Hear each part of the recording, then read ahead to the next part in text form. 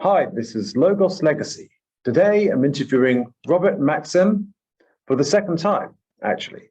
Robert is author of Legacy and other great novels, which have a very clear new age, or should I say old age themes.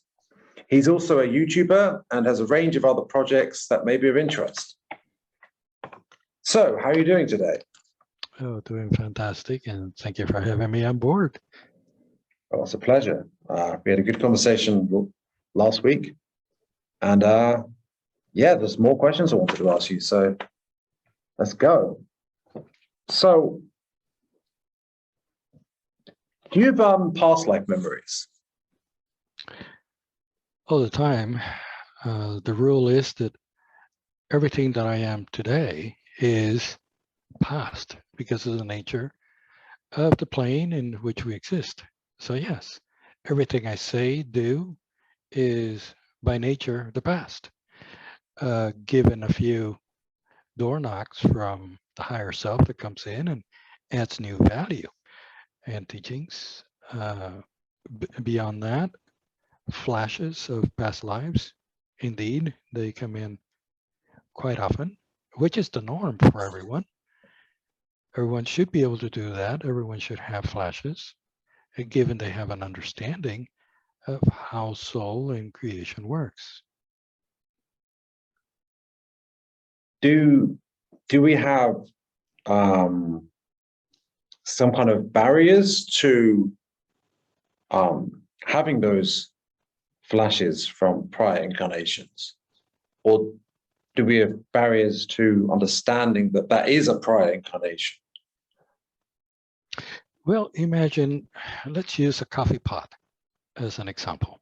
A coffee pot, normally, sorry about that, normally a coffee pot, you will have the coffee grinds over a filter with hot water pouring through it, and the filter will just have liquefied bean juice, shall we say, fall to the bottom to the collector. And that filter keeps the seedlings of the ground coffee from pouring through, making a mess. So we all have a sort of filter, and that filter limits the amount of what we see. And that filter is called lack of attention, lack of sincerity. Memories come to us as emotions, not necessarily as thoughts, desires, fears, angers, and they're very fast. And they usually change 4 times per second.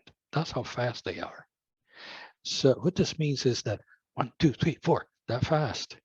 4 past lives memories just came through in the form of emotions. So it's a lot of coffee grounds up there that we just can't see. So how do we see that?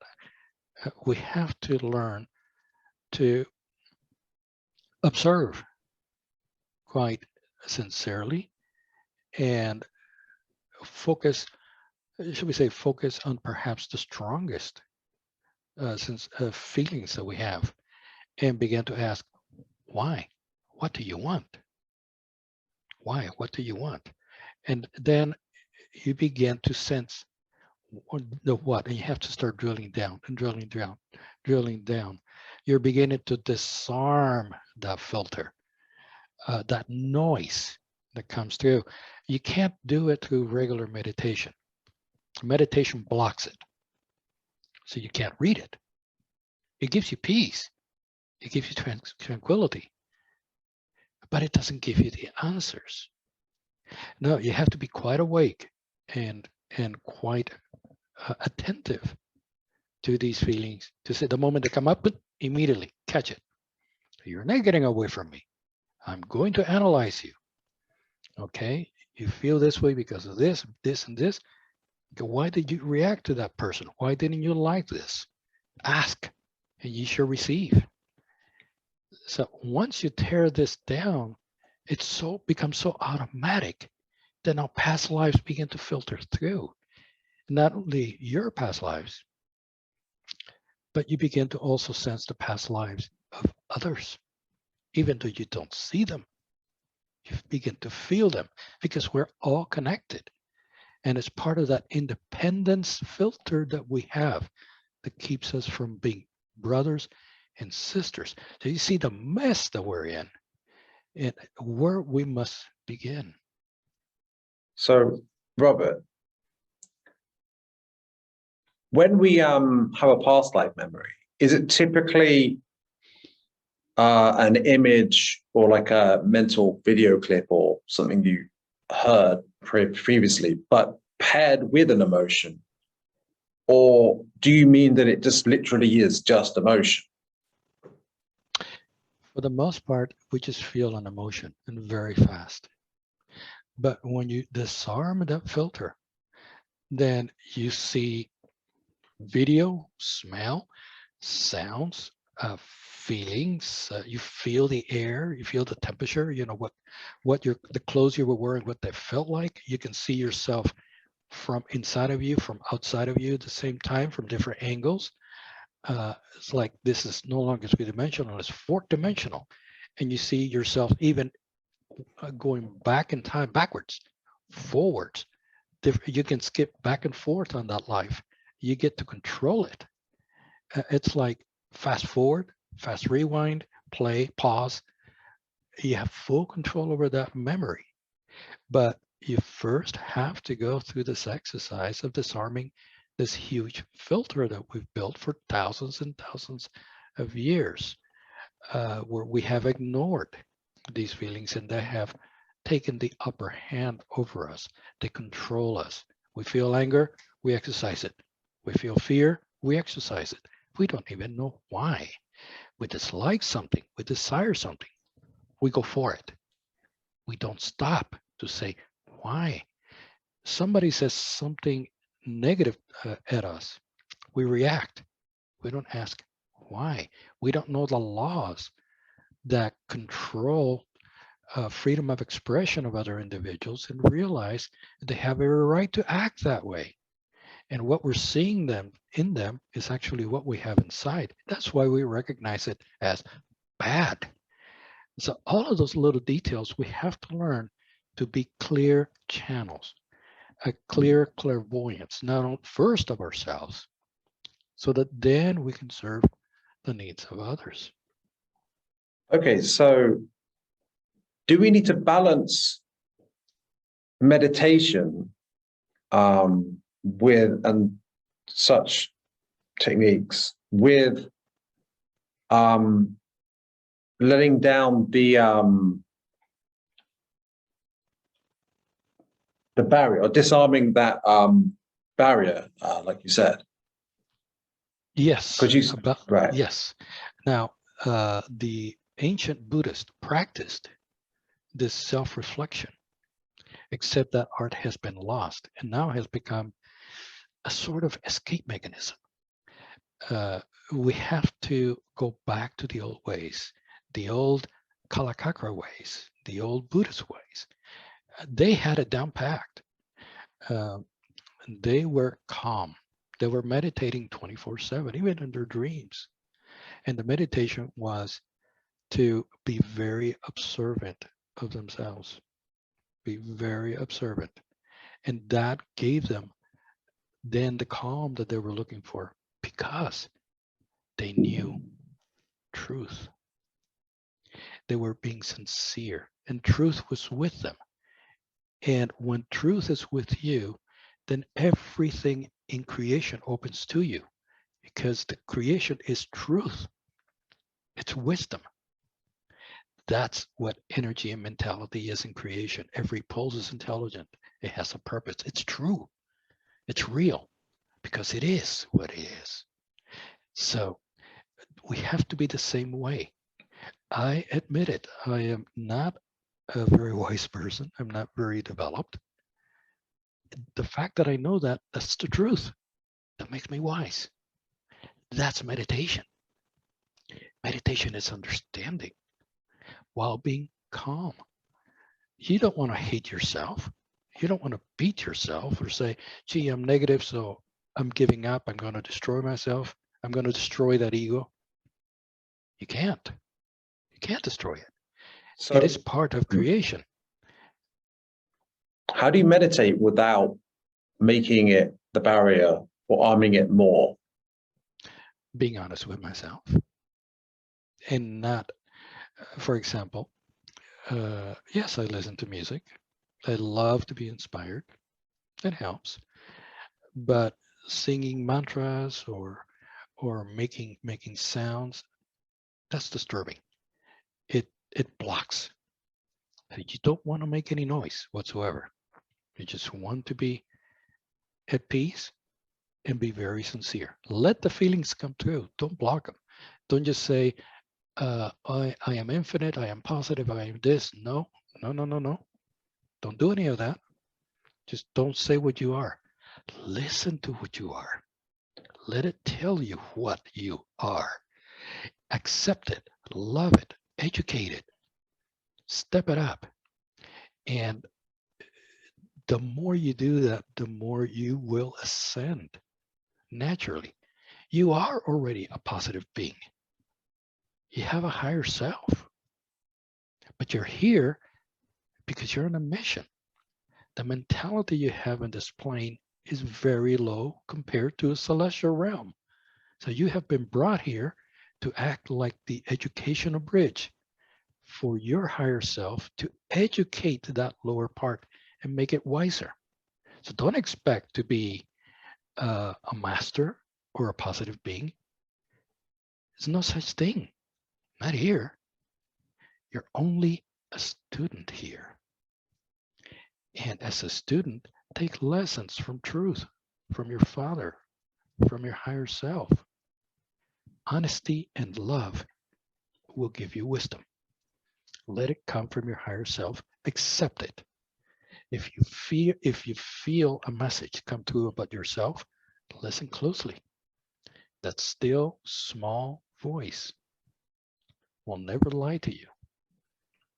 And it will tell you what you need to learn at the moment in time that you need to learn it. Don't be in a hurry to repair your ego. That's why you have a life. It will come in steps as you're able to handle it. And the higher self will guide you. As long as you do your job. Your job is be open, be observant, be sincere.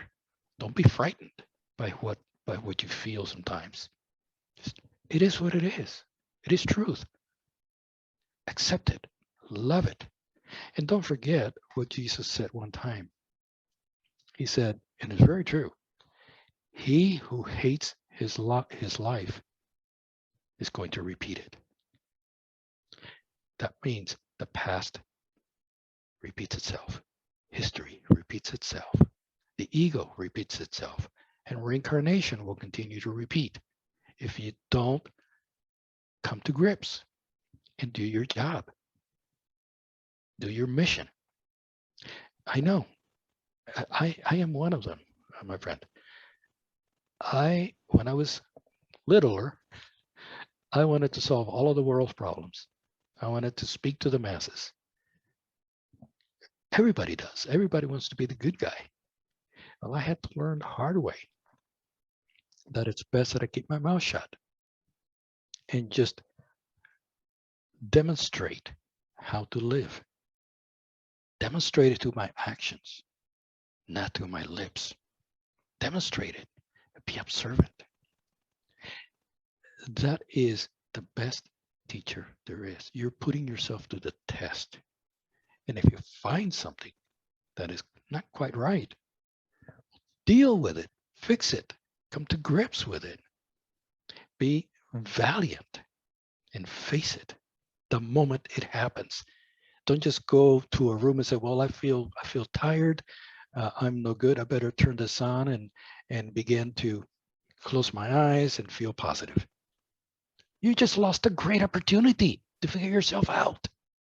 The moment you feel bad, that's the moment you need to take a look at you. Don't waste time. You can relax and you can be calm with your ego, not afraid of it, not tired of it. There's no such thing as being tired. No such thing.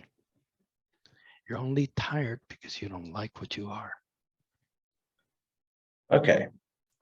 Thank you. That was a very interesting answer. I mean, you went quite a bit of detail there. I'd like to move on to what's the significance of the name Atlan? Atlan is a very ancient name, and I'm glad you mentioned it. Atlan comes from various generations, and it is actually a name that you find in different parts of the world because of its source. Atlan, it means from water or in water, and it is a name that comes all the way from Atlantis. The Greeks used it. The Mauritanians used it.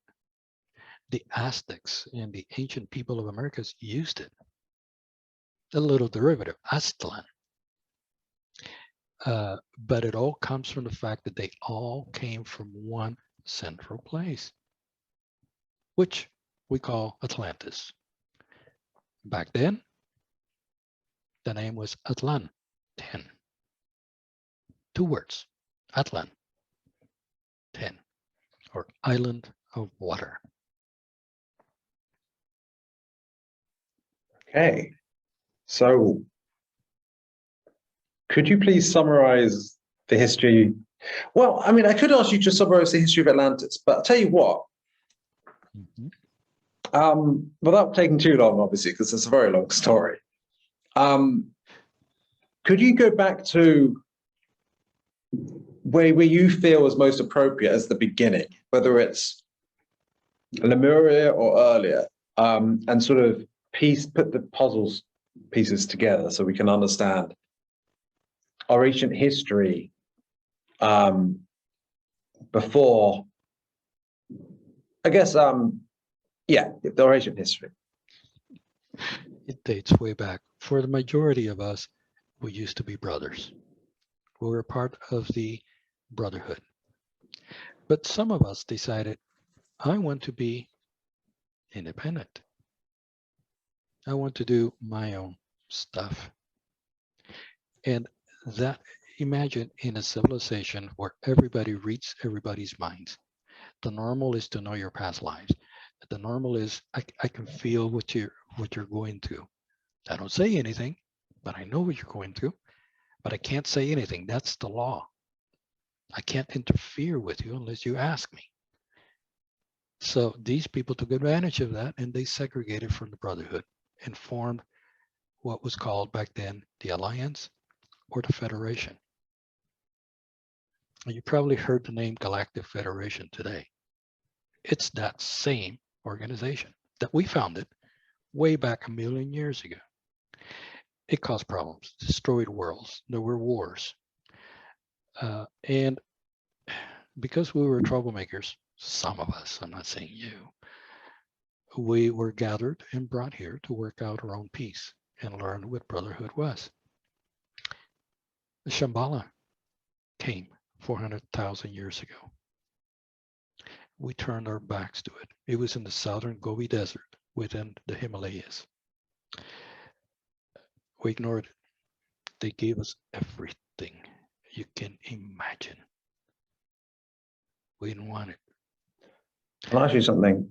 You actually, there's certain things I'm not quite sure what you mean, because you kind of very quickly summarize it. So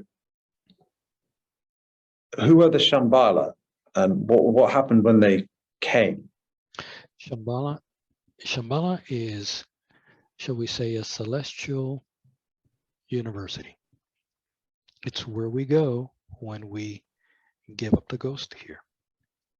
It's where we go, for the most part, during the evenings when we sleep. That's where we study.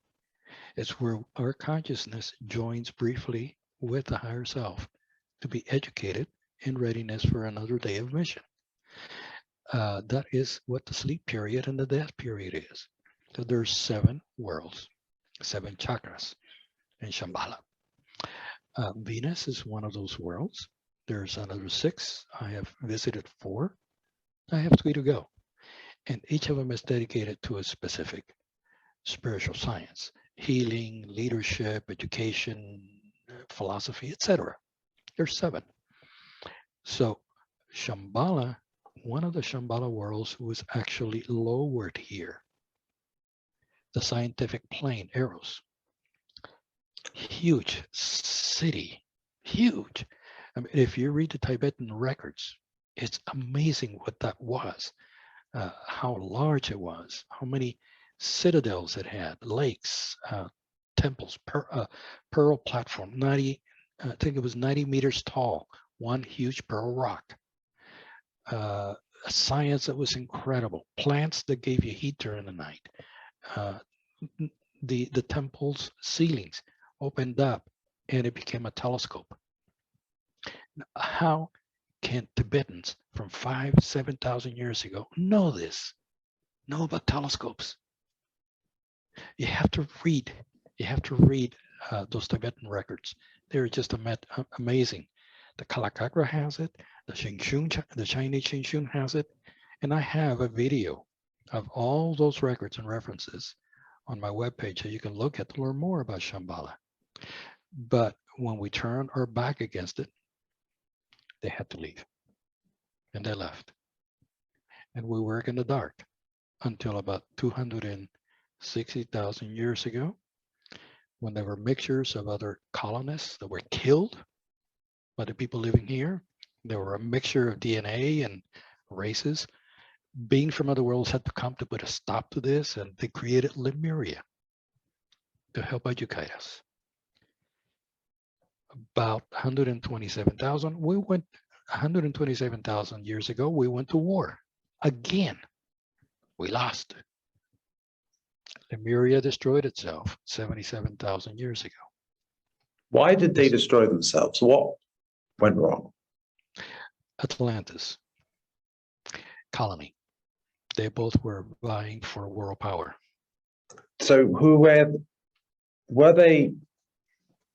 So Atlantis was a colony, Lemuria was a colony from beyond Earth, and there were also humans here? The Lemurians, those who founded the Lemurian continent had left. We had to work our own peace and demonstrate how to live by ourselves. We failed.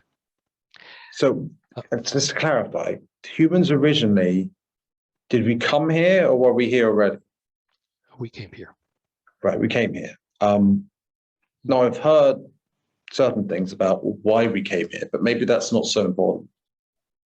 We came here, and the later Lemurians came here, or there's things I'm not sure about. Lemuria is actually a pseudonym. The real name is Mu. It's the real name. These beings came from this world to help construct the city of Lemuria, which was south of Java in the Indico Ocean or the Indian Ocean. Huge city, 8 circular citadels, just like in Shambhala, 8 circular citadels.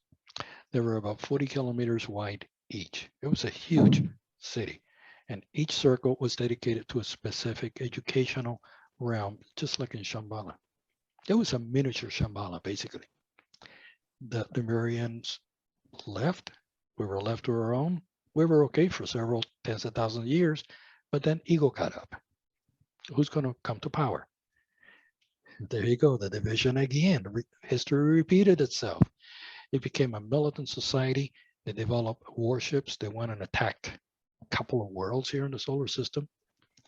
There was a counterattack. They lost, went back, and eventually, in a war between colonies, Lemuria was destroyed.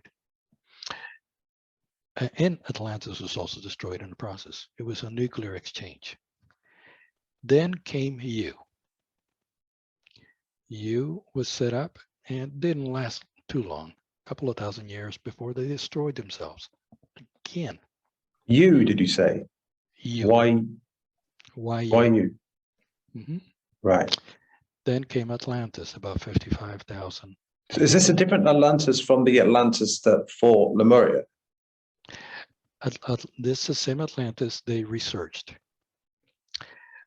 after Yu destroyed itself. They went to Atlantis, and they built there. Aliens came, helped, but eventually, about 17,000 years ago, those masters that came had to leave because, again, we turned our backs on them.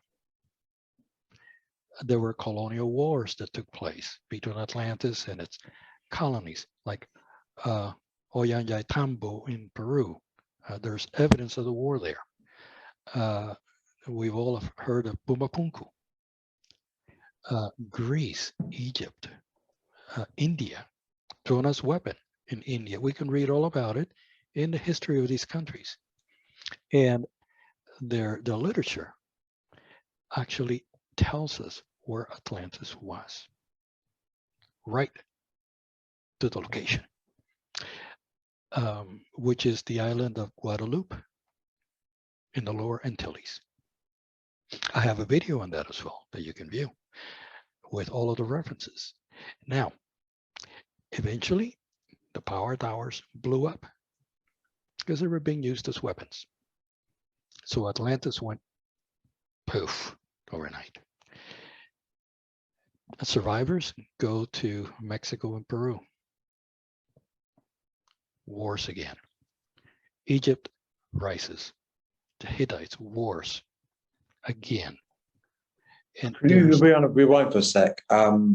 What do you know about the founding of Egypt, and was Thoth involved? Yes. And who was Thoth? The same as Osiris. Who was Osiris? Not from here. They weren't from here, but they came to hell. I mean, correct. I've read something called the Emerald Tablets of Thoth the Atlantean, and by someone called Dorial, and he seems to be involved in, was it the White Brotherhood or of Melchizedek or something? I think, and according to that story, he was an Atlantean who found the way to live extended life by going to something called the, what is it? I can't remember what it was called. Amenti or something, halls of Amenti. Do you know about any of this, or what is it? What do you think of what I just said?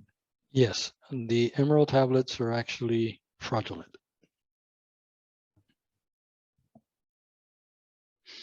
Yep, a lot of it comes from Greek Hermetism, and it is a story of a story of a story of a story of a story. The best and most legitimate story that we have of Atlantis is from Plato.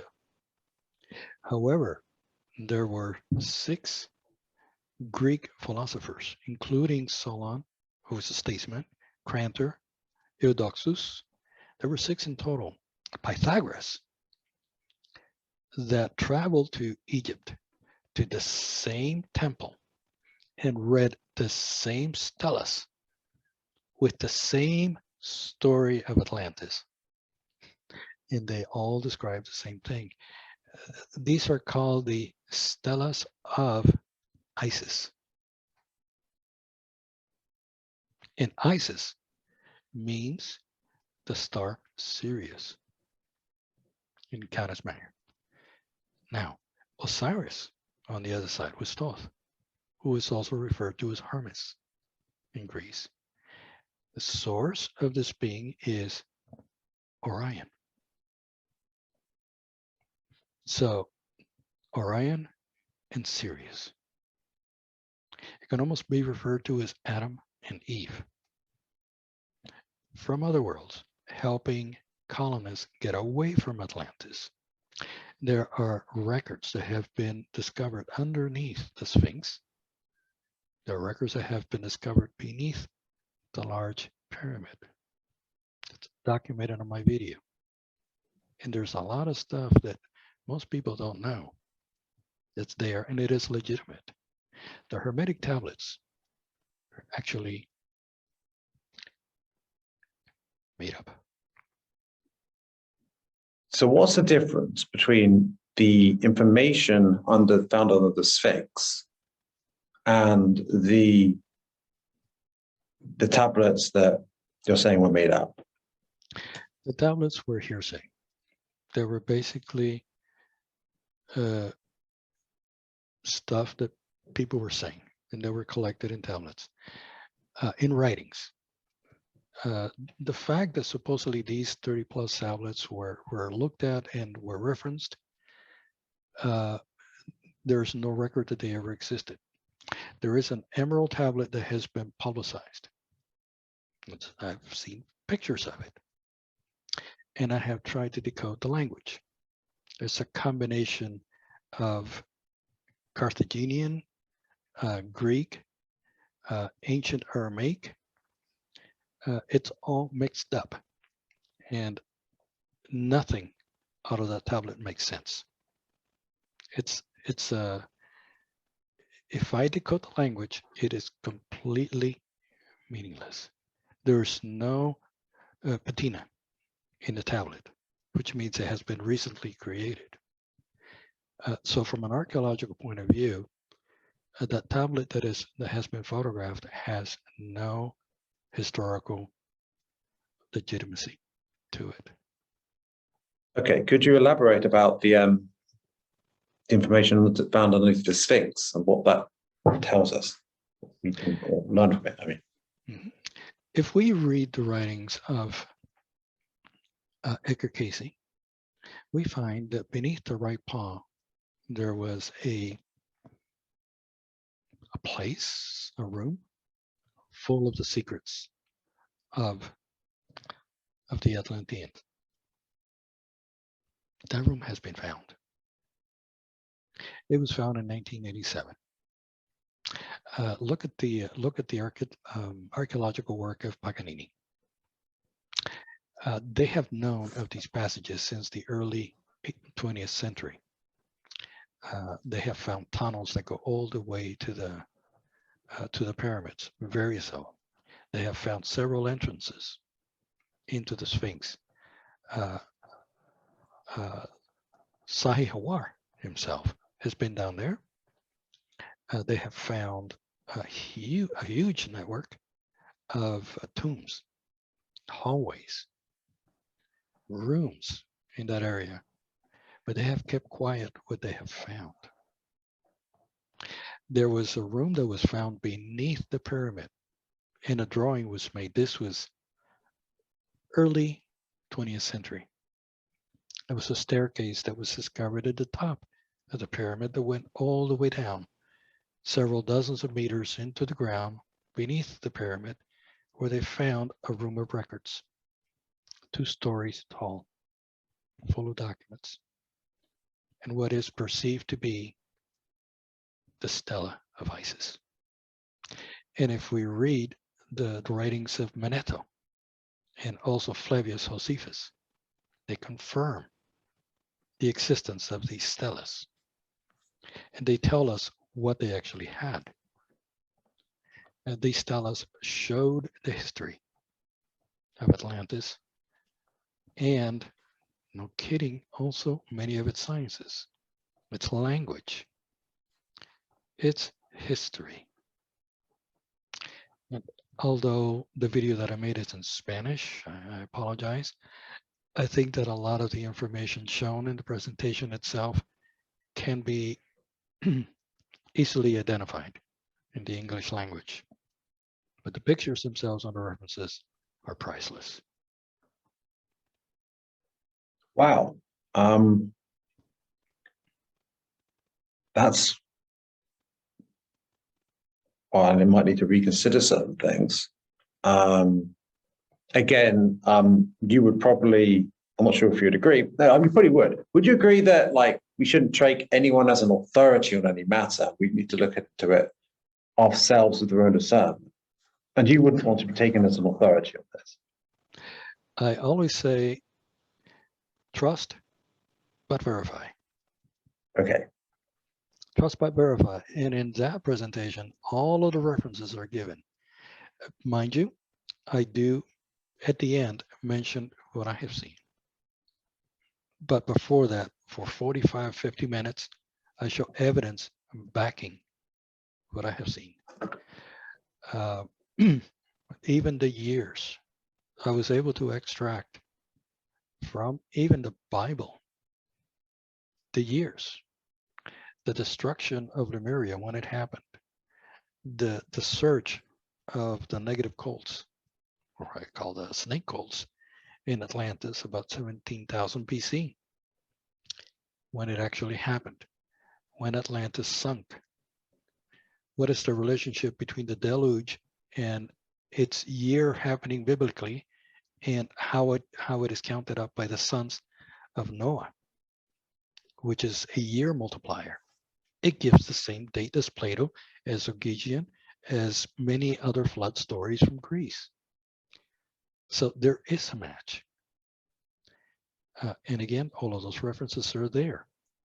The most beautiful thing, Nick, is if you look at the significance of the patriarch names in Genesis, it spells out what happened. The names are a story, and I have it outlined on that video also, but short of it means man being selfish, kind of decided to go on his own, build ships, but they were stricken down by God. It's very interesting that it says they built ships. It's very explicit. They built ships, but they were stricken down by God. These spaceships? Because of the technology in the book of Enoch that also speaks of high technology, you bet. If you read Enoch the Ethiopian, it explains the technology that they were working with, the destructive technology. So sure enough, in Atlantis, they were going to attack again. This would have been a second attack from Earth twice. Now, today, I have great concern that we're about to do it again. Why? Because, my friend, we have the technology already. We're flying out there. We have interplanetary craft capabilities. We have motherships. We have scout ships. We've had them for quite some time. And I have a witness that saw the plants. We've heard TR3B.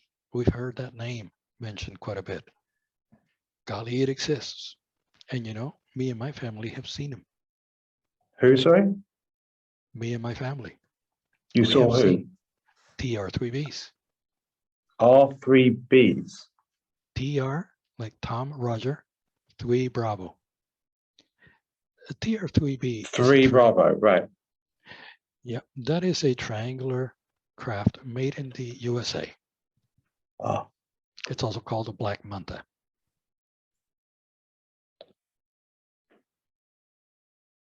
Okay, well, now we're on to science. I'd love to talk to you about the, I suppose let's, what are the, well, there's Atlantean science, there's, well, Lemurian science. Where's the overlap between spirituality and science, and what's the evidence for it? Spirituality is science. You have to understand creation to be a part of it. It's not wishy-washy. It's what you know is where you live. So science is critical. The thing is that technology is for spirit. Spirit is not for technology. And the problem that we've had through these thousands of years is that we have used our spirit, our lives, to, shall we say, imbibe in technology, live for technology, use it for our own gain, power, and yes, to destroy. Look at the airplane, 1902, the Wright brothers. In a few years, those same aircraft were dropping mail packages on cities. But a few years later, they were dropping bombs. Look at nuclear energy. In 1945, we wiped out 2 huge civil areas in Japan. To date, there have been over 4,000 explosions. The radiation from these bombs has gotten into the Earth's magnetic field. It has gotten into the core of the planet, and it is a cause for global warming. Look, 94% of the global warming gas on Earth is water vapor. You can't get rid of water vapor. It'll kill you. This whole thing about global warming is a fad to channel money away into dark projects. That's what it's for. Global warming is nothing more than the result of radiation. That radiation destroyed Earth's natural recycling cycle of carbon dioxide. It's a 22-year cycle tied to solar activity and Jupiter's orbit. It died. It died. You can look at the Oceanic Administration's data for carbon dioxide in the atmosphere, and you can see that since 1945, the amount of carbon dioxide has suddenly gone straight up. Every 22 years, carbon dioxide went up, back to the baseline, back down, back to the baseline. It balanced itself every 22 years. But after 1945, that recycling process stopped. It's been a straight line going straight up. The Earth is no longer recycling carbon dioxide or methane. Interesting, huh? What else does nuclear energy do in the magnetic field? If you want to listen to a radio station, you will turn your dial to the specific frequency of that station. Now, what if you have a dial on your magnetic field that has the same channel frequency as the sun? What station are you going to receive? The sun? Yes. An increase in radiation from the sun is going to come through, and it's going to cause global warming. And there's another facet to this. The fact that that radiation is in the planet, it has concentrated beneath Antarctica and Greenland. And you could see this on thermographic studies of the surface. Overabundance of heat between those two, shall we say, continents or large islands is heating up the base of the ice caps and melting them. It's not the atmosphere that's doing it. So they're trying to leverage that situation they've created to justify controlling the collapse of the economy that's been coming for a while, largely due to their activities that they've been causing. And then they're leveraging that to create, perhaps they intend to create an order that suits their interests better. And so it's like everything they do, they leverage more and more and more for power. Exactly. So, I mean, it sounds pretty bad. I have hoped that if we, as humanity, manage to put this massively simplistically, if the light, quote, wins, if you know what I mean, maybe we can heal the earth and resolve things. But I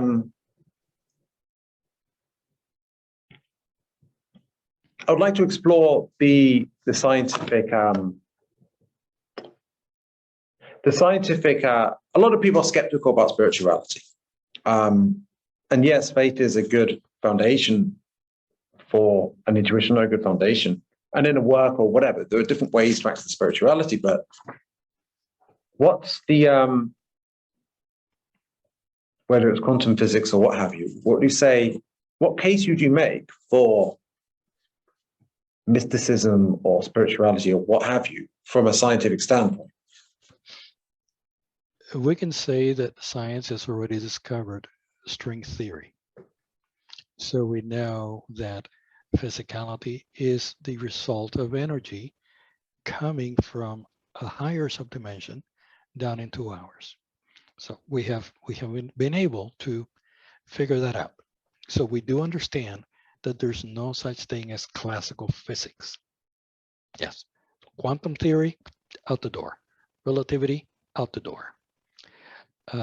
We now know that quantums are the basis of all physical manifestation. Comes down virtually, it leaves. Comes down virtually, and it leaves. Could you say that again? What is the basis of it all? They're called quantums, or they are actual like string chords.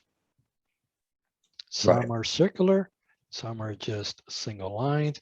It's a very basic theory, but it is it has a degree of accuracy to it.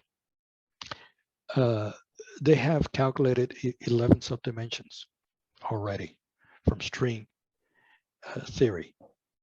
It has quirks. It's not perfect, but they're going in the right direction. So what does this have to do with spirituality? It proves that those strings are, and I want to be careful with what I say, they're spiritual. Everything is spiritual. Everything is intelligence.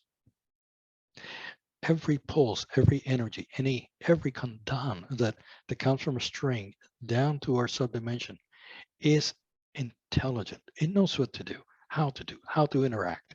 The results are always the same. The function is always the same. Gasoline is thought of as energy. You burn it, it did something. This pen, if I drop this pen has energy because it's on hold. If I release it, it has kinetic energy. If I rub it, heat energy.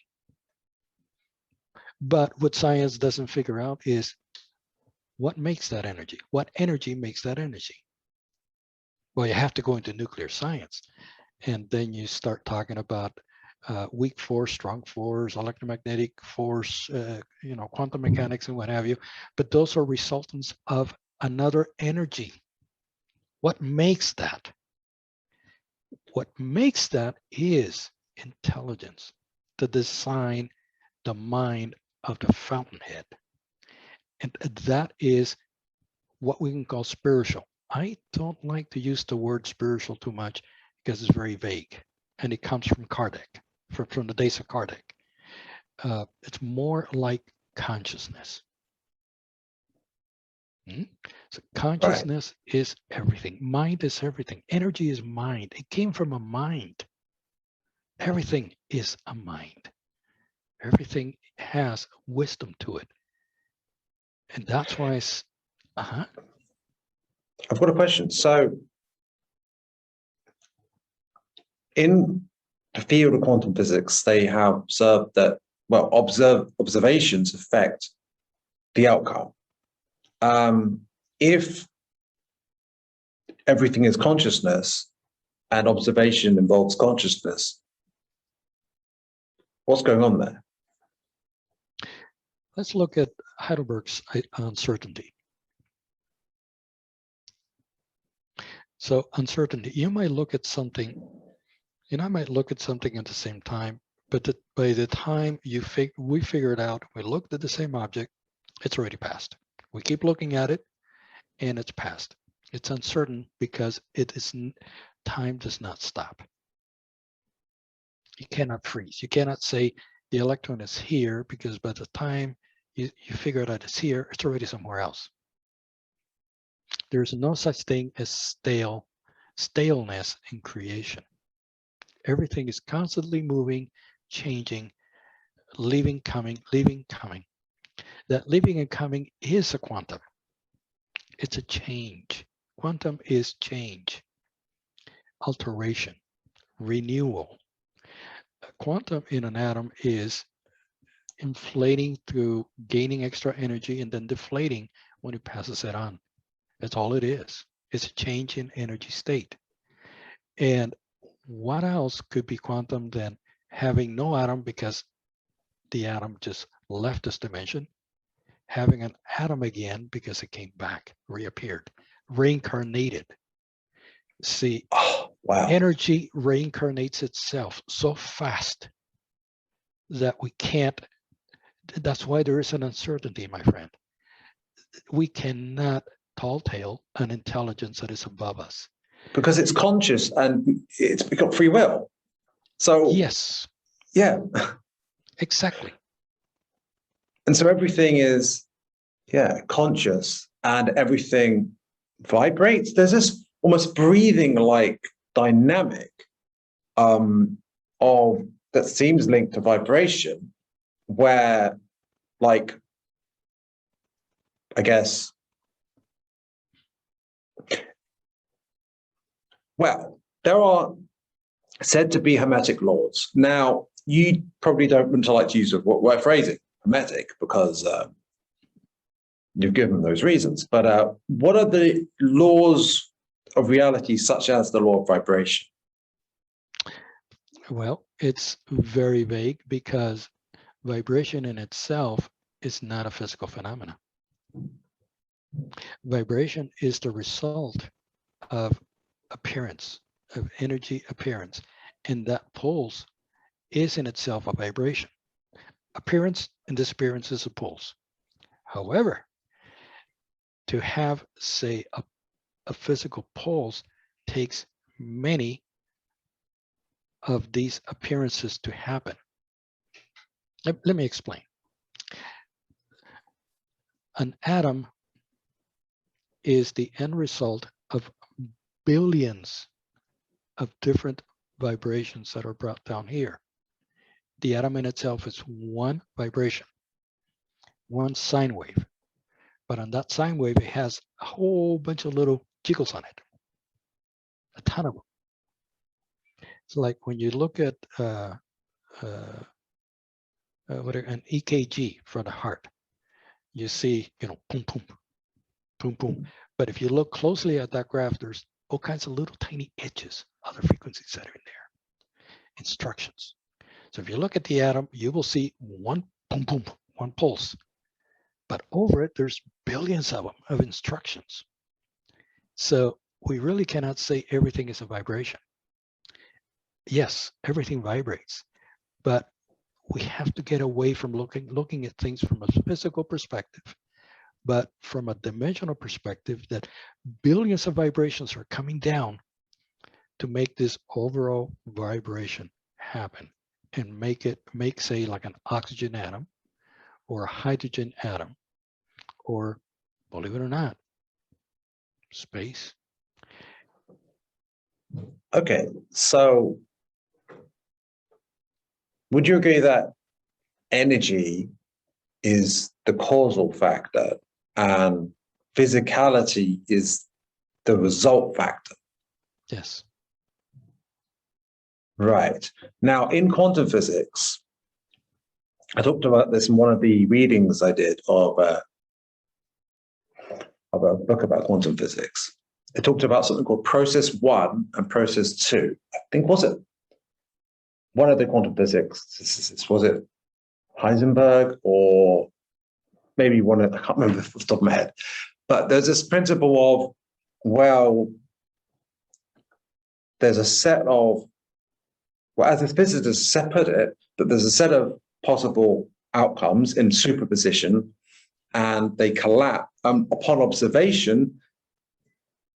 there's a collapse where one of those outcomes or possibilities is chosen, in inverted commas, by nature.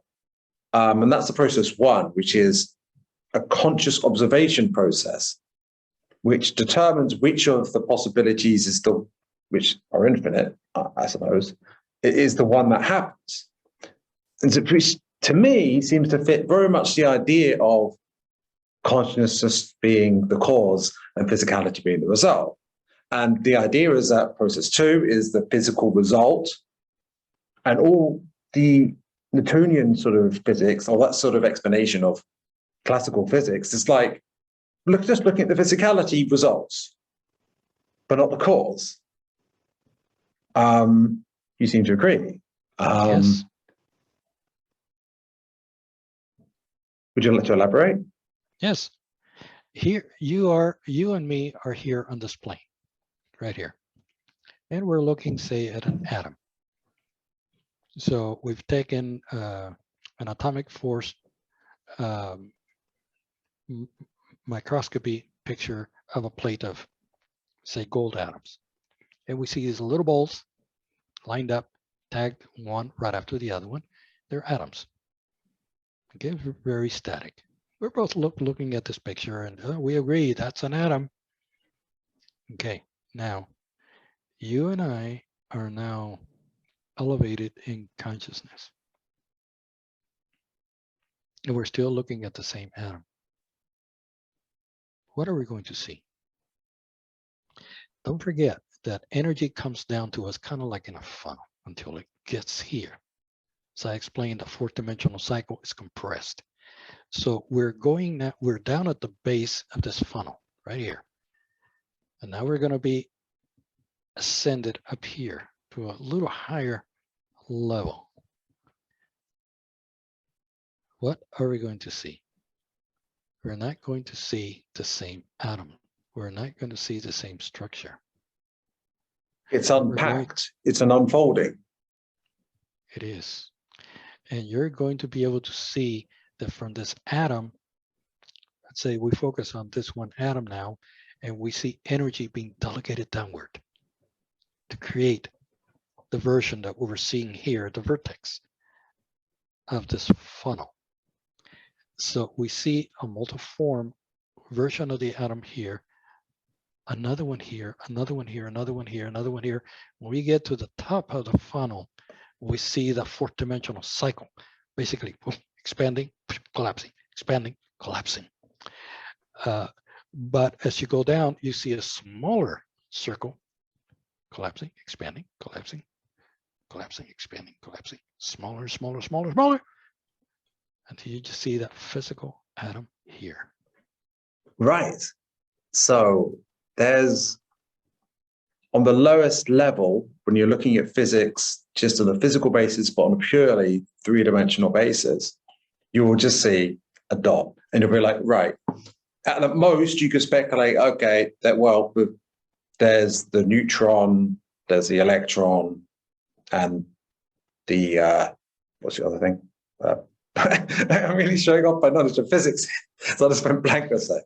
But you know, you get what I'm saying, right? There's the neutron, and I'm thinking positron, but that is not it. It's proton, right? And there's the electron going around it.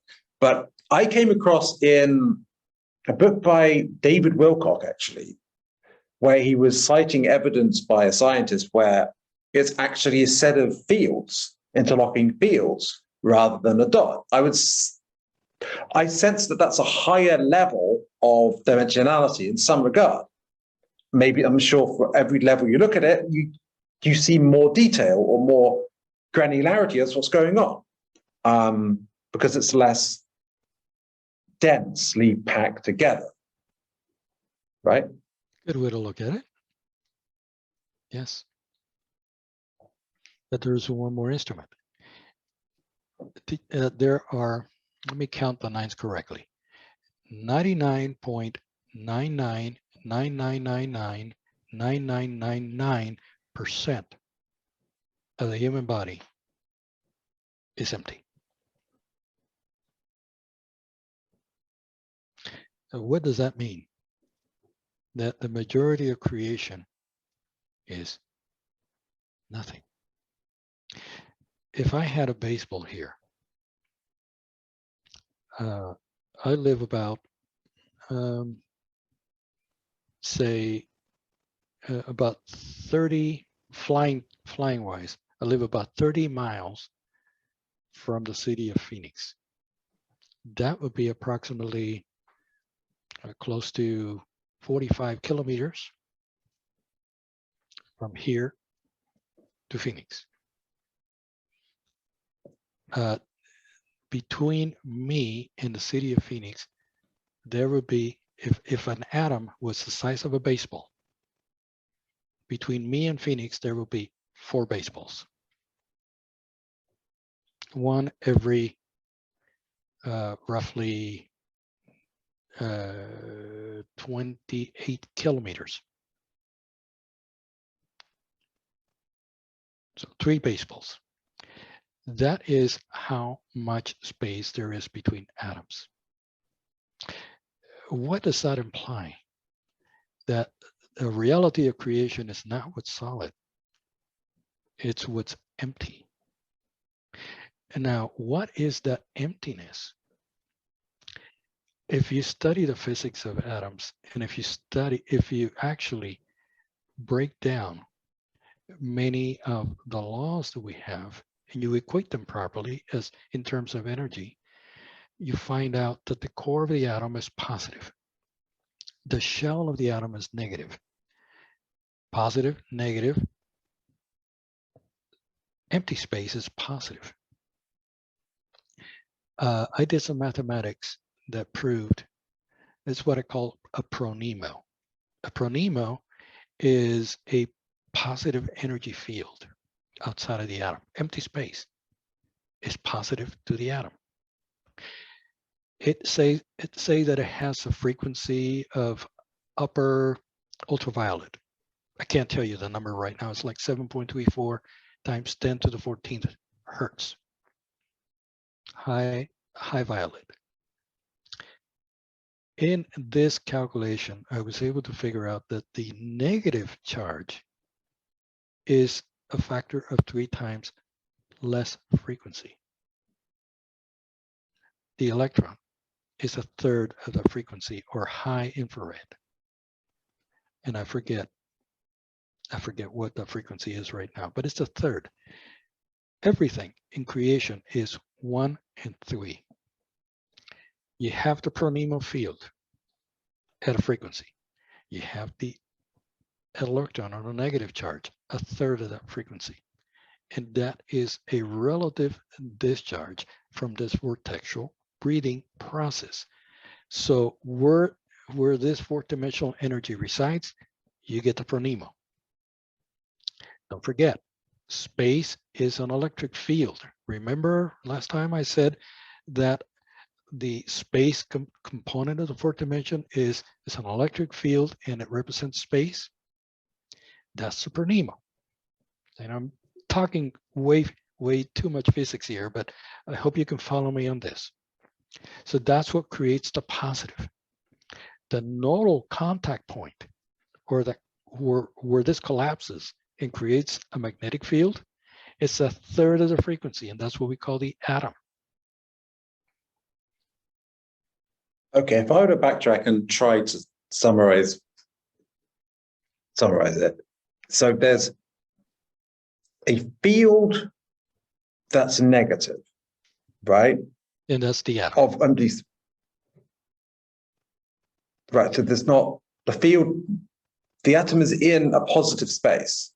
Correct. But it's positive inside as well. Correct. Are there negative fields projected out, or is it only the shell? Only the shell is negative, which is that reduction in frequency. And that reduction is what creates your reality. That's it. When you look at creation and see that physicality is a third the frequency of space, then you begin to understand that it's all a huge hologram, and it's very simple. It's based on 1 and 3. So creation, or at least physical creation, is a lowering of density that packs things, wait, not lowering of density, sorry. A lowering by third of frequency to pack things in a third more densely. Does that make sense, or am I misunderstanding? Well, it is self-contained. The fact that you have an equal amount of positive pressure around this nodal point of descent collapses or forces that negative field inward. Okay, so let's imagine that you had an egg. If you crack an egg open, the egg yolk and everything just splatters out. But if you had enough air pressure, sufficient air pressure, when you open up that shell, you open it carefully, that egg, that juicy, yolky stuff will basically stay rounded because of the nature of pressure from all angles. And that's what makes the atom what it is. That's what gives it its form. And it pushes the negativity towards this ball. And wherever you have negativity, guess what you have? You have positive within. So that's the duality, and a creation is the interplay between positive and negative. And so negative is created so that they can interplay and you can have creation. Bravo. And when you've also got each atom, they're all interacting consciously with free will.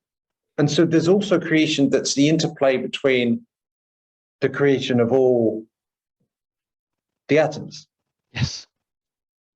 Now, consider in other dimensions, other subdimensions, because the ones that I can only speak to are between third and fourth. That's the only math that I have been able to achieve. As you expand out to this fourth dimensional cycle, here we are at the core, 1 to 3. As you expand out, that number grows. The difference grows. Multiplying from 3. Yes. But by power of 3? Once you get to this circle, the fourth dimensional circle, it's not 3, it's 2 times pi times. How does it get from 3 to 2 times pi times? Is the rule of 3 universal? Yes. Everything is 3. It's just more complicated mathematics, so it sounds like it's not, but it is. It is. I pulled my hair out trying to come up with this math, but it all matched because I figured out through the laws of static electricity the difference in frequency. There are different formulations using Planck's constant in mass that allows you to figure out what the frequency of specific mass charges are and capacity. So that's how you can figure out in this dimension this factor of 1 to 3. But as you begin to escalate up dimensions, that number 3 is a limit. It's a mathematical limit of what it would be in the fourth dimension, which is 2 pi times. So it's 6.7 something or another. I can't multiply by, but it is from 3, it gets into that big number, 6 point something or another. Wow. Now, I've heard it. Start thinking also. Here we are in the third dimension. What about beneath the third dimension? The second dimension. And well, in between levels as well. It begins to reduce from 3 down until there's no reality. It's what we call absorption. Minds can get to the point where they have no intelligence left in them. And nothing. this should be a very strong message to anyone listening, that if you don't do anything about your intelligence and your wisdom and put it to practice, you will continue to de-evolve in intelligence. And you may have to go to worlds that are lower than this in order for your mind to survive that level of intelligence. And you may continue spinning down these sub-astral worlds until there's no intelligence left in you. And that means absorption. That means that your ego or your intelligence in this level will have to start again from scratch. There's no need for that. To clarify, you're not suggesting fear, but rather just acceptance and awareness. Yes. Right. Right. Get to work. So basically, so there's a work to be done in life, but also a play to be done in life, and an interplay between work and play. Yes. And I like to use play as creativity, music, novel writing, giving conferences. That to me is play. Writing music, for example, the music to Atlantis and Lemuria video, I wrote that. And it's not that I sat down to figure it out. It's that I am calm enough and aware enough of myself that the melody comes. That is the play part. When you've done the hard work, the play comes automatically. Is it important to have a balance of work and play? Yes, it is. If you look after trouble, if you try to go after your problems and try to fix them, you're going to be in even more trouble. Trouble comes enough to you. So you should not go after it. You should just, as it speaks, you should confront it and educate it. And the rest will then be peace and play. Is that the work to be done? Yes. The work of love? The work of love to yourself. Imagine that you had a child. So a child comes from school and says, Dad, Billy hit me in school. Look, I have a bloody nose and I have a ton of homework. I need your help. And I'm the child's dad, and I am on the phone with my buddies. It says, go to your room. I'm talking to my friends right now. I'll go when I can. Go to your room.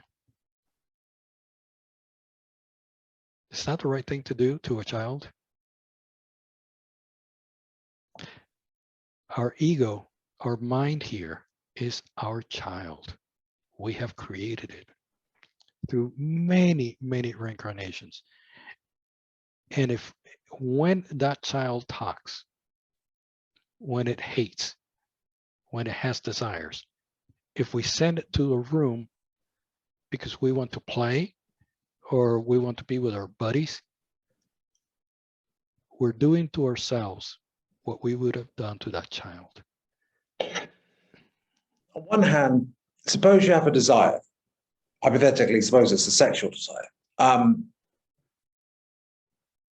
Would you say there's a balance to be struck or some kind of integration of opposites when it comes to whether you dismiss it or indulge in it, or perhaps accept it, or something else? An example from the Brotherhood. They do have relationships. They do have partners and family, just like we have here, with only one difference. They do not engage in pleasure for the sake of pleasure. For them, pleasure is a mission to bring someone to this life that they are mentally aware of. So they treat each other like brothers and sisters, and their intimate relationships are nothing like what we have here. It's mostly mental, although the physical attribute does come into play when the consciousness decides. It's a huge discipline involved. Desire is a remembrance. It's a recall. It's a repeat. It's a rerun. I'm not going to say that there's anything wrong with it. However, we have to be aware, slowly become more aware of the infinite ways in which we are to live. We don't know how to live. As a matter of fact, we don't even know how to eat. We don't even know how to practice proper bodily hygiene. We have no clue. We think we're modern, we have toothpaste, we have this, we go to the gym. We're just doing it because it's all we know. But we're way behind in being able to treat our bodies in such a way that we can live up to 1,000 years in the same body like those beings do out there. They've learned the discipline. We haven't. We follow desires. They watch desires. And they ask their father, their higher self, is this something I should engage in? And they have the practice of honesty, sincerity, and truth. And they have valor. And they get their answers. And they follow the free will of the consciousness, not the free will of repeating history.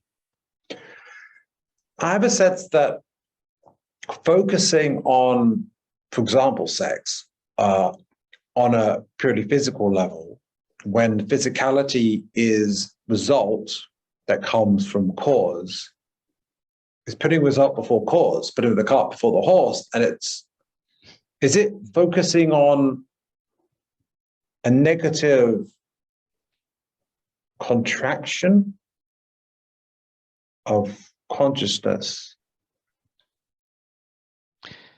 Our ego mind here is a tape recorder, and it likes to play back things depending on cycles. So ego, again, a range of intelligence, low intelligence, high intelligence. The consciousness, let's use anger instead of sex as an example. It is another emotion. It is another replay. There are things in our mind that we can control easier than others. We may not be able to deal with fear, for example, but we might be able to deal with anger. We might be able to deal with hunger, but not be able to deal with sex. These are all repeats that we have to come to know and understand and master. If we are to achieve, pardon me, if we are to achieve brotherhood,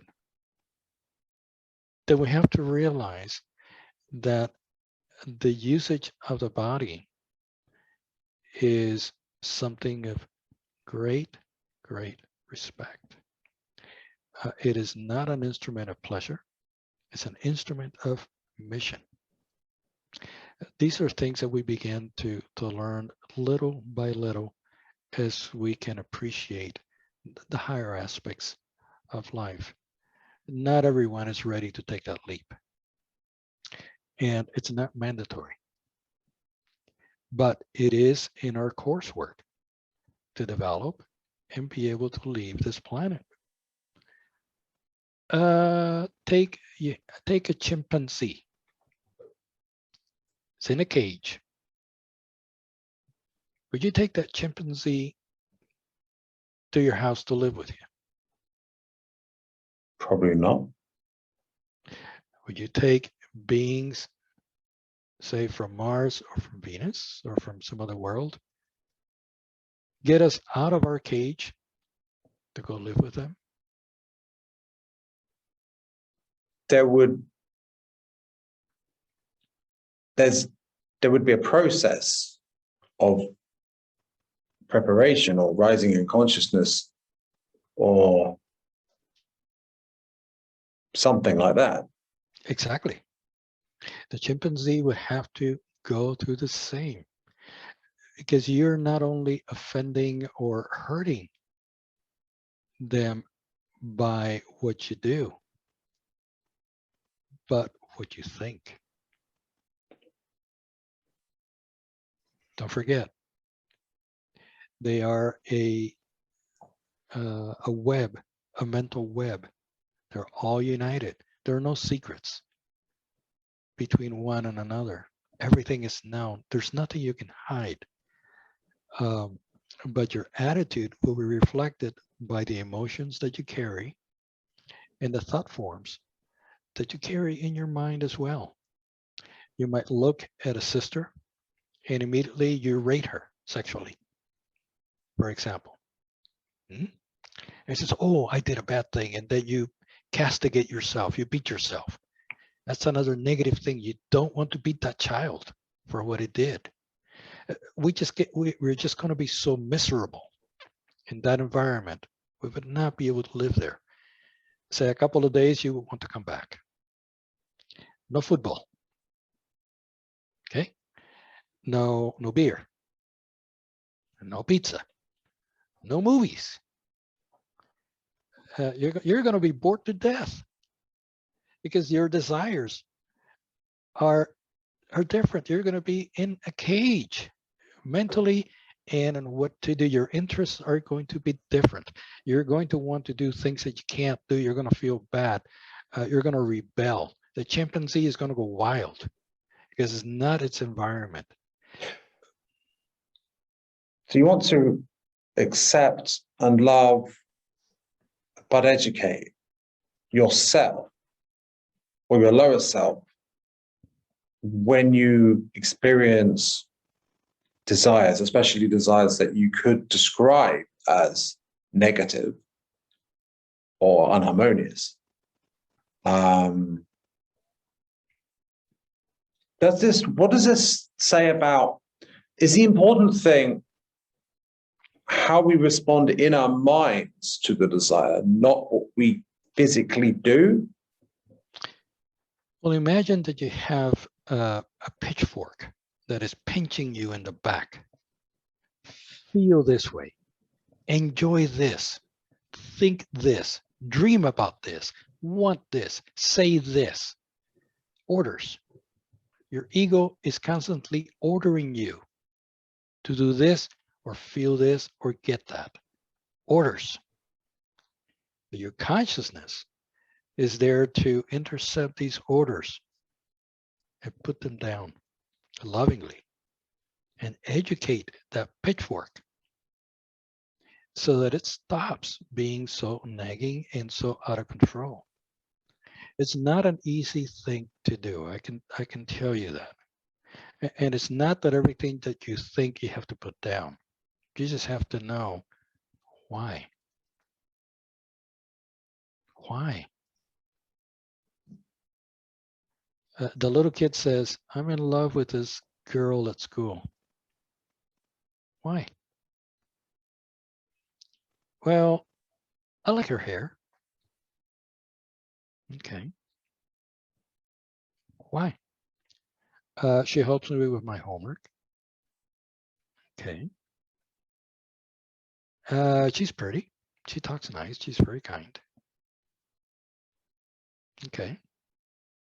We have to go back to what Jesus once said. It's easy for us to be kind to those people that are kind to us. There's no merit in that because even sinners do that. The real merit is to respect and love those that are not kind to us. So why are we going to fall in love with what's nice and not love what isn't nice? What maybe that other girl that didn't have nice hair, didn't speak very nicely, didn't help with homework, maybe that other girl will be more fruitful to our life than the one that was nice and pretty. So, and the fruit to us would be what can I demonstrate to that individual? What can I provide to that individual? Not what can that individual provide to me? So President Kennedy here in the US once said, ask not what your country can do for you. Ask what you can do for your country. So our selfish nature, brothers and sisters, is just that. We want what the country can do for us. We decide what can be done for us. We don't sacrifice ourselves to put aside our wants and try to give someone else a want. What can we do for our country? What can we demonstrate? What goodness can we provide? What patience can we offer? What tolerance? What love can we add to those that don't love us? That is more important than any offering from anybody, from any desire. Because our treasures should not be placed in this world. They should be placed in the world where we want to go to. There were 3 laws that were given to me in Alpha Centauri. Number 1, give everything to everyone else that your father has told you to give. Don't receive anything from anyone unless your father has approved it. Then and only then can you serve the elements and be, shall we say, a positive contributor to creation. Because then you will be serving the elements based on the free will of the Father and the consciousness, not the ego. The ego has no free will.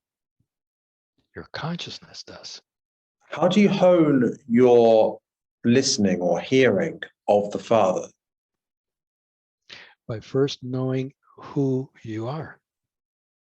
If you know all the noise that comes from your ego and you educate it, then the only other voices left is your Father, your higher self.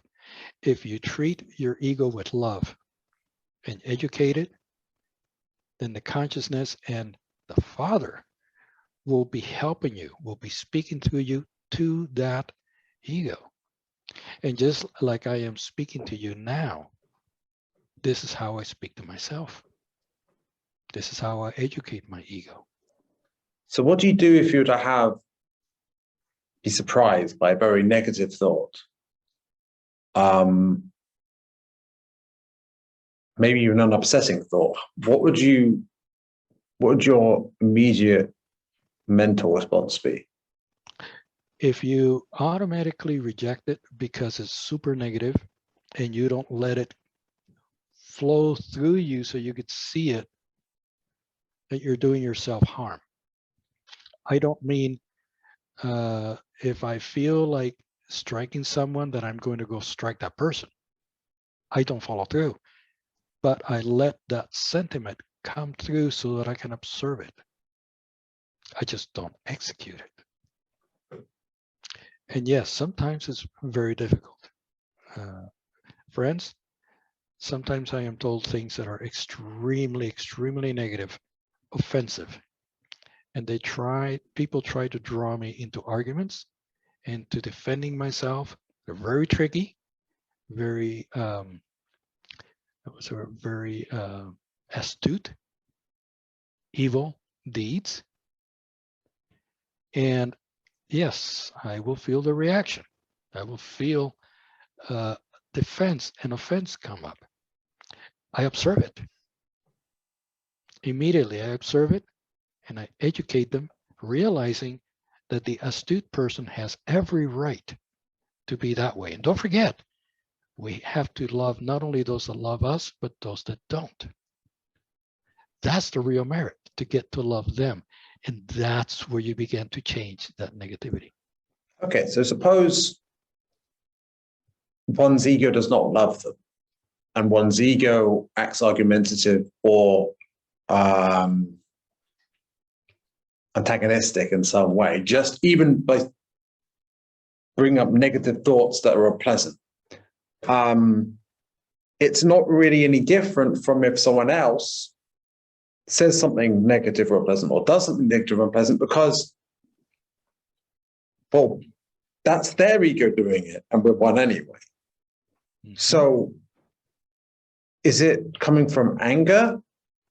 And is the anger coming from something else? Like, what's the dynamic of ego?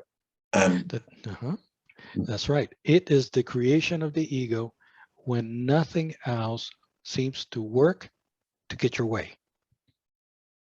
If you run into someone that's very negative and accusatory in the street, they are creating a theater, a circus, to intimidate you, to drop your consciousness, to make you react, to bring you down, to get you to argue, to get you to fight, and bring you at their level so you have no protection from the Father, to expose you.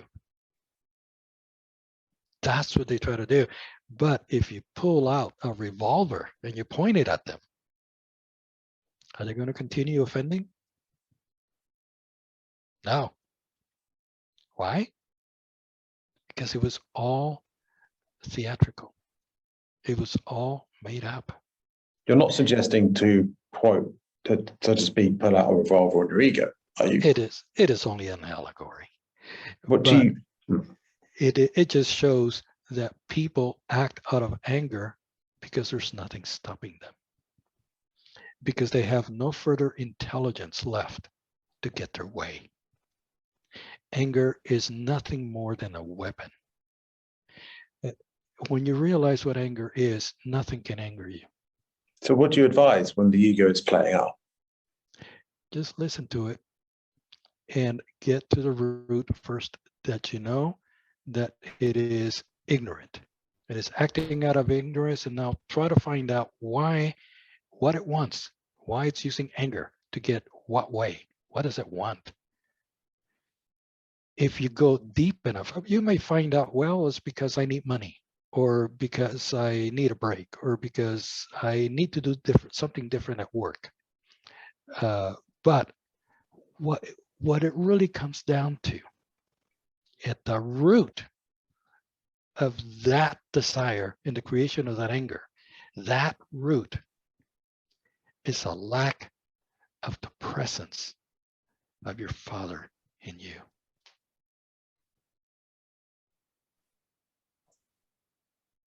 How do we increase? Oh, I'm sorry. What do you advise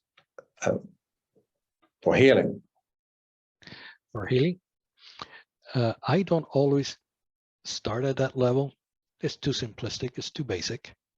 So I drive my analysis all the way down to that level, and I accept the fact that yes, I don't have Father at that level of intelligence. That tier, that floor of intelligence, that plane, that level, does not have Father. It needs Father. It needs a higher self. It needs to be educated. It needs to be elevated. And once you do, the more you do, the more solid it becomes. You cannot overcome it in a few seconds or a few days. It will come back.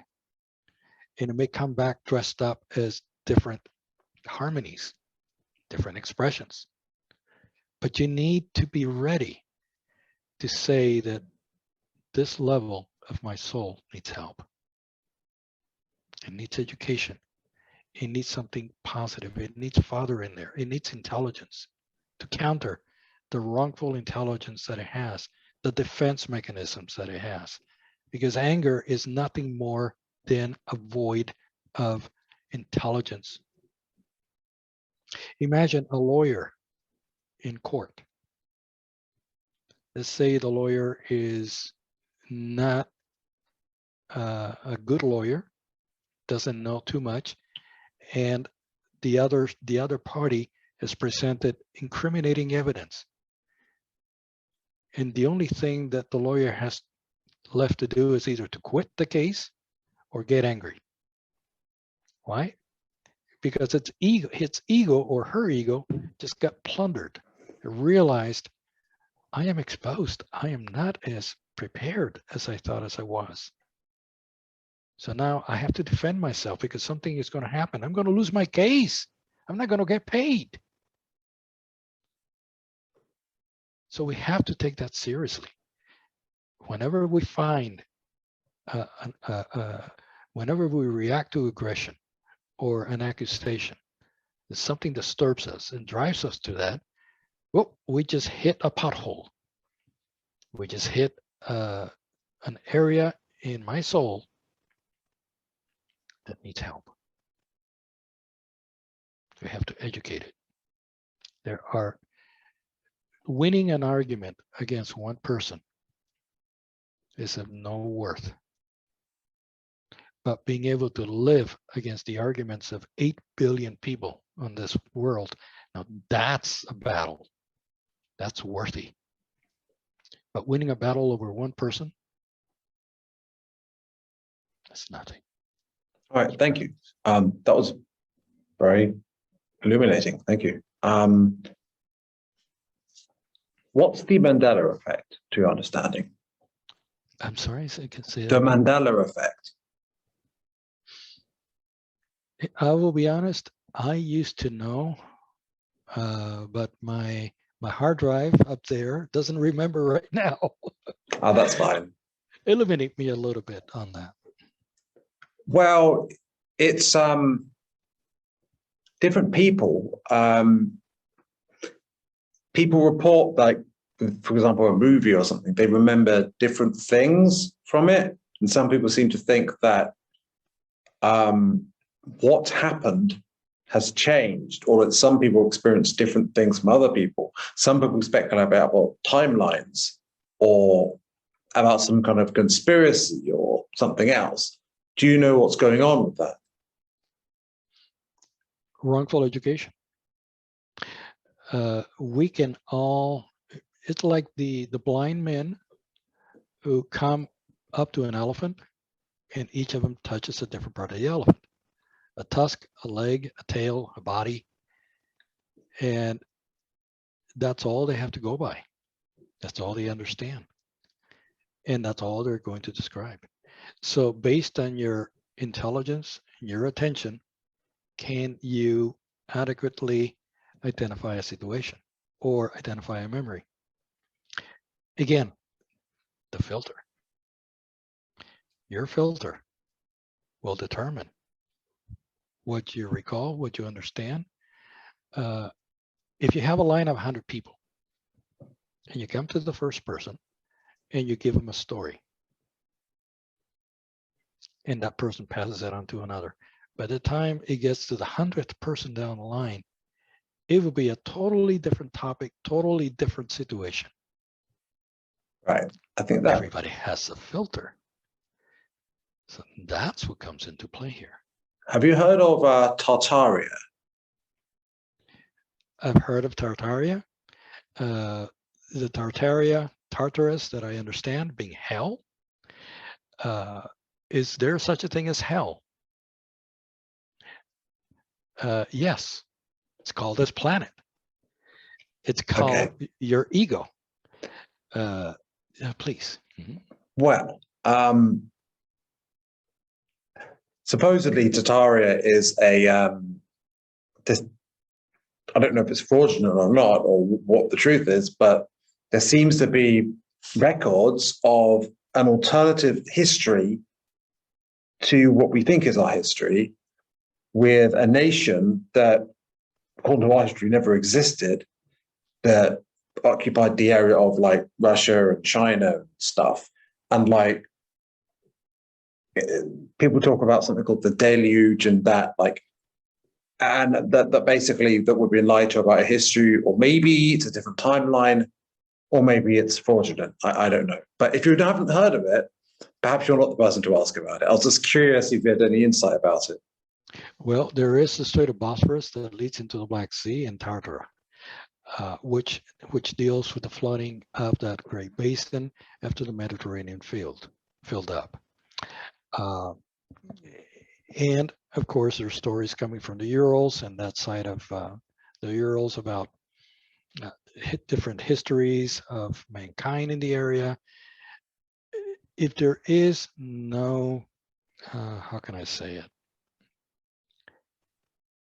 it, proper documentation or studies or physical evidence that can prove some of this, I wouldn't waste time on it.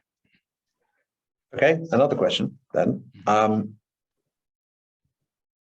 would you have to say about well, timelines? How do timelines work?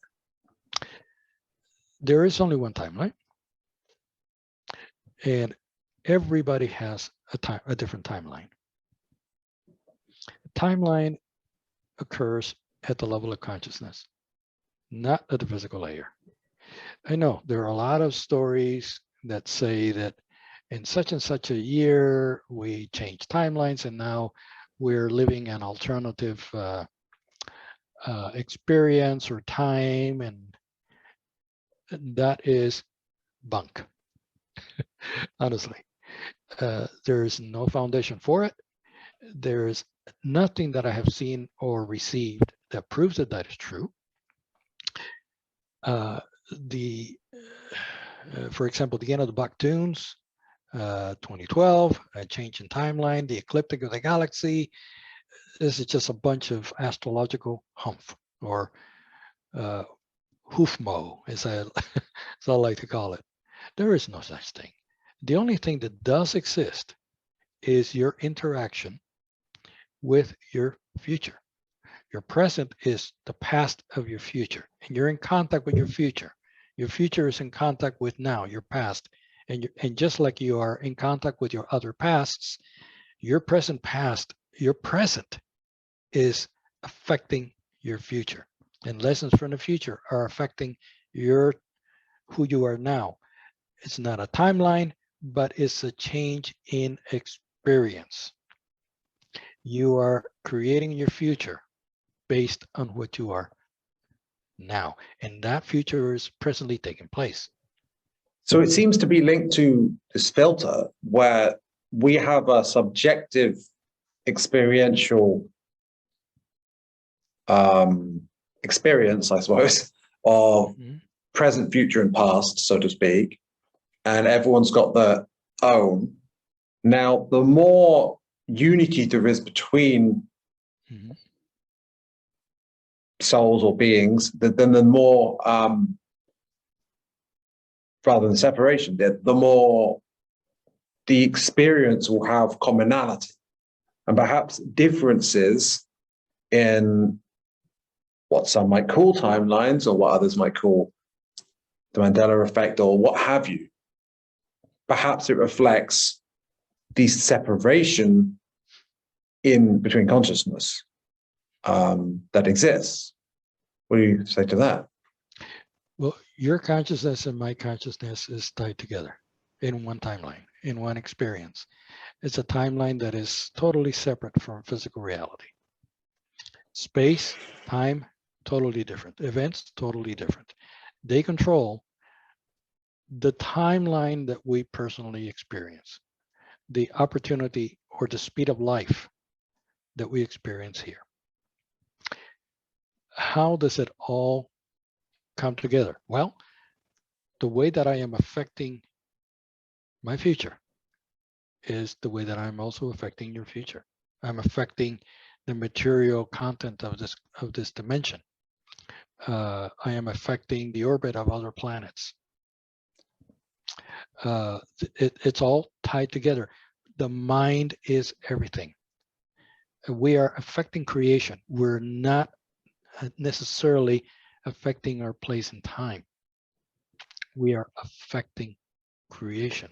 And we should not think in terms that I would have let, at this point, part of me is going to start living, this reality here, but I'm actually going to live this other reality here. No, it's all one reality. And you don't split off realities in your physical domain. It is a one-track timeline. And the Okay. only thing that changes it is your experience between past and future in what you do and what you will do. I admit I feel somewhat uncertain as to what the truth is because I'm hearing different things from different sources, and that's okay. I mean, there's the illusion of certainty, and then there's a knowing and uncertainty, I sense. But I would like to, would you like to talk about your novel, Legacy, and what it's about? I started writing Legacy when I was 18 years old, out of an experience that I had, my first past life viewing of the war in Lemuria back 127,000 years ago. It was a one-page document. And as other visions and contacts and teachings were coming through, and I was learning lessons from aliens, which, by the way, I was meeting physically, not in dreams or anything like that, but sitting side by side and talking with them and getting an education from them. That became Legacy. And I figured, I could write a book about like a diary, that I talk about this and I said that, and I figured, that is not good enough. The only way that this can come to life and people can understand how beings of other worlds live is through parables and through a story, and bring it to life with different situations that happen, especially my situations, my change. What was I like? What have I overcome? What have my fears? What have the celestial brothers told me? What did they set the record straight with me on? And how can I put that into a developing evolutionary story so that others can follow those breadcrumbs and learn from my experiences? So who is this? Who is in this story, from looking at the blurb, to be honest, there seems to be a character who was very destructive and later became, I guess, harmonious in comparison, and then found out their own past. So who's that person? What's going on with that? Not without spoiling it too much, I guess. It was you. Yours truly. It's basically an autobiography dating back 1,000,000 years of what I've been, what I've done, where I've failed, where I triumphed, and shall we say, the worlds that I abandoned because of my ignorance. And we can come from a fallen state and we can rise again. Is that part of the legacy of the whole story? That's right. And I have fallen and risen many times. And legacy is not at all very kind towards yours truly.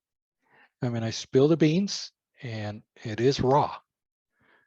Some of the qualifications that I go through in that book, they're not pleasant.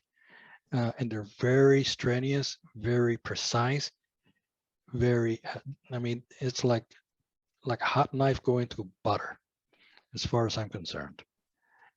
The brothers spoke straightforward, very cuttingly, very strong, and they pointed out things in me that I wasn't even aware as I was writing. Very intense.